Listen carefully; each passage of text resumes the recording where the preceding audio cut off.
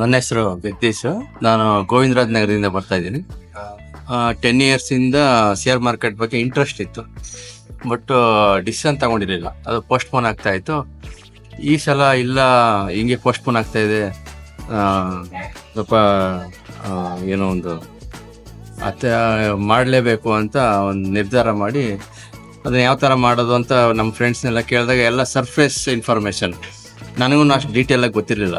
ಆಮೇಲೆ ಗೂಗಲಲ್ಲಿ ಚೆಕ್ ಮಾಡಿದೆ, ಈ ಥರ ಯಾವ್ದಾರ ಒಂದು ಶೇರ್ಸ್ ಬಗ್ಗೆ ಏನಾದರೂ ಅಕಾಡೆಮಿ ಇದೆಯಾ ಅಂತ. ಆವಾಗ ನಮ್ದು ಇಲ್ಲಿ TD ಅಕಾಡೆಮಿ ಗೂಗಲಲ್ಲಿ ಡಿಸ್ಪ್ಲೇ ಆಯಿತು.